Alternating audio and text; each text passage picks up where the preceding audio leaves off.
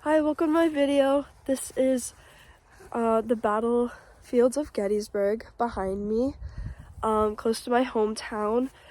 Today I'm going to be speaking about how it started, what happened over the course of the 3 days, and then we're going to work our way up to the Farnsworth house, which was actually a hospital during the Battle of Gettysburg. So without further ado, let's get on our tour. As I mentioned in my introduction, behind me are the battlefields from the Battle of Gettysburg. The Farnsworth House Inn is located just up the road from these battlefields. With that being said, I think it's important that we take time to learn a little bit about the history of the Battle of Gettysburg. As many people know, the Battle of Gettysburg happened during the Civil War, which was from April 12, 1861 to May 26, 1865.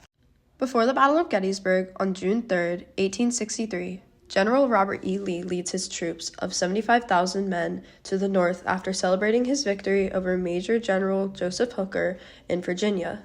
Hooker resigns after losing his battle in Chancellorsville and puts George Gordon Meade in charge. Meade leads his 90,000 men from the Potomac to the north while following his orders to keep his army between General Lee and Washington, D.C. While doing so, General Jeb Stuart informs General Lee that Meade is close. General Lee orders his troops to cut them off in Gettysburg. This brings us to the beginning of our war. Starting with 165,620 people, the 1st of July, the Confederates arrive in Gettysburg looking for supplies when they unexpectedly take action on the Union soldiers who are already there. There are 30,000 Confederate soldiers that go against 20,000 Union soldiers at this time. Because of being outnumbered by 10,000 soldiers, the Union soldiers pull back and make Cemetery Hill their base. This leads up to the second day. General Lee takes heavy assault action and plots to weaken the Union Army by fierce fighting at Devil's Den, Little Round Top, the Wheat Field, the Peach Orchard, and Cemetery Ridge. Planning for a blunt attack, the Union soldiers are stationed at East Cemetery Hill and Clops Hill. Fighting into night, Union holds position. While Confederates think they are winning the battle, Union is holding strong. The Union has almost 20,000 more soldiers at this point, but the Confederates don't know that. The ratio is 93,921 Union soldiers to 71,699 Confederate soldiers. On the third day, believing the Union Army to be weak, General Longstreet sends his brigade of 12,500 men from the Confederate Army to finish off the Union soldiers at East Cemetery Hill.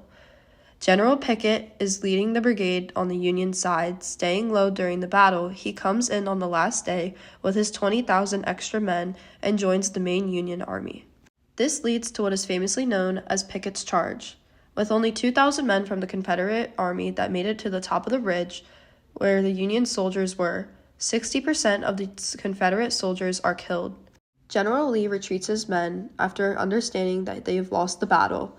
General Pickett was ordered to reform his men, while Pickett said, "I have no division." After deciding he was not going to join the South, Pickett and his men go home, while General Lee takes his men back to Virginia. The estimated casualties for the Union side is 23,049, with 3,155 killed, 14,529 wounded, and 5,365 missing or captured. On the Confederate side, there were 3,903 killed, 18,735 wounded, and 5,425 missing or captured. Combined, there's a total of 51,112 casualties. I'd also like to note that I've started at the bottom of the hill and walked my way up just like the Confederate soldiers did. Where I am now in the video is where they would have been met with the Union soldiers. This is East Cemetery Hill. As I walk around, you can see many of the original cannons used during the battle. As we come to an end on the history of the Battle of Gettysburg portion of my video, I'd like to take a moment to remember the soldiers who lost their lives during this battle.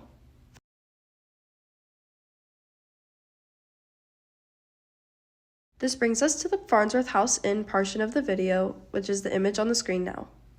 The Farnsworth House Inn was built in 1810, and additions to the house were made in 1833. The image you see on the screen now is a side picture of the Farnsworth House Inn. The little window at the top of the house is actually the attic, where many of the sharpshooters from the Confederate Army were placed. Taking a closer look at the house, the little white speckles on the side are all bullet marks. The pictures on the screen are the 4 phases of the house while it was being built. This video was taken during my tour while I was coming down from the attic, which I was lucky enough to see where the Confederate soldiers were sat. This is the room the sharpshooters from the Confederate Army were placed. The little window is the one from before.